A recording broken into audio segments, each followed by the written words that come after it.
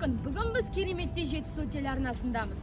Бейсен Құранбек ағамыздың аяқ басып көз көрген ортасына келдік. Қоғам үшін, халық үшін қарекетін аямаған қазақтың бір туар азаматы Бейсен Құранбек ағамызды еске аламыз. Бізбен бірге болыңыздар. Жетісу телеарнасындағы Бейсен Құранбек ағамызға арналған музей. Сонымен қатар Бейсен ағамыз журналистика саласында ғана емес, спорт жағына да жақын болған. Оған дәлел мына тұрыш. Жетісу облыстық Жетісу телеарнасы. Бейсен ағамыз басшылыққа келген жылдары республикалық тұмар байқауында 2 жыл қатарынан ең үздік өңірлік телеарна аталымымен жүлдеге ие болған. Олай болса, Бейсен ағамызбен әріптес болған жандардан сұхбат алсақ. Жанат Ахметқызы, Бейсен аға басшылықта қандай адам еді? Бақытгүл, Бейсен Абайұлы Құранбек нағыз азамат болатын. Нағыз басшы қандай болу керек десе, мен Бейсен Құранбектей болу керек деп жауап беретін едім. Ол кісінің бір өзінің қағидасы бар болатын. Егер маған келіп, жақсы адаммен жұмыс жасайсыз ба, жоқ әлде жақсы маманмен жұмыс жасайсыз ба деп сұраса, мен алдымен жақсы адамды таңдайтын едім деп айтатын. Өйткені ол кісінің тұжырымынша кез келген адамды жақсы маман қылып тәрбиелеп шығуға болады, бірақ жақсы адам ету ол әркімнің өзінің сана сезіміне байланысты. Ол кісі әрбір адамды сыйлайтын, құрметтейтін, үлкенге, кішіге бірдей ізетпен қарайтын.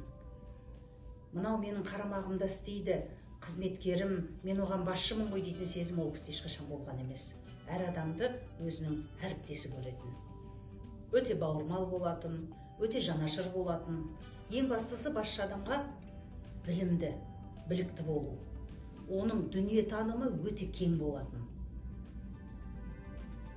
Көп оқитын. Және сол оқығанмен айналасымен бөлісіп отыратын. Аспандағы күн қандай шұғылалы шуақты болса, сәулесіменен адамзатты жылдады ғой. Сол сияқты айналасына шұғыласын шашып, жақсылығын жасап жүретін. Және де Бейсен Құранбектің басқарған жылдарында Жетісу телеарнасы бірнеше деңгейге көтерілді. Материалдық техникалық базасы нығайды, ол кісі жас журналистерді тәрбиеледі, шығармашылық еркіндік берді, көптеген хабарлар жүрді. Жетісу телеарнасы республикадағы аймақтық телеарналар ішінде ең озық атанды. Бұның барлығы Бейсеннің арқасында, Бейсекеңнің арқасында. Тағы сізге сұрақ, ол кісінің мінезі қандай еді? Ол кісінің мінезі көктем секілді. Ешқандай өктем мінезі жоқ.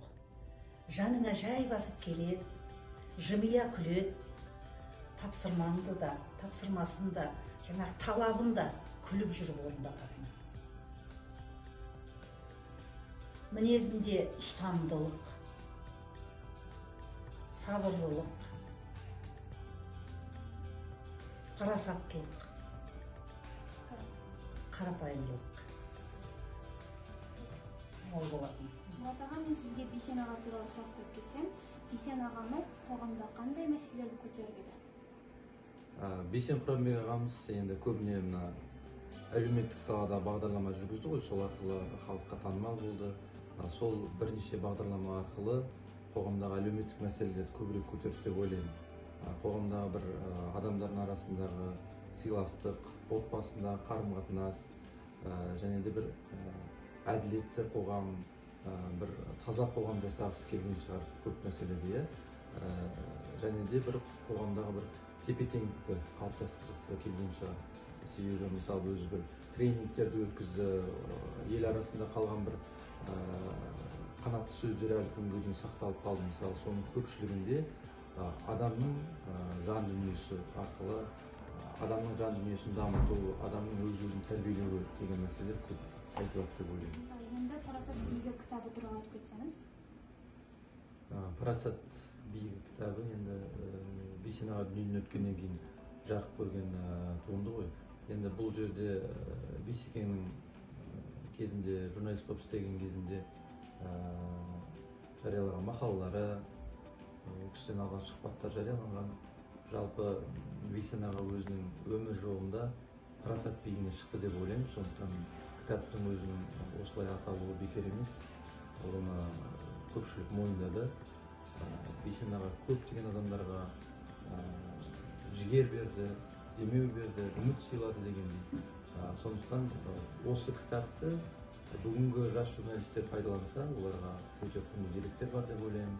Жалпы Бейсен аға туралы ақпарат іздеген жандар осы кітапты оқыған дұрыс деп ойлаймын.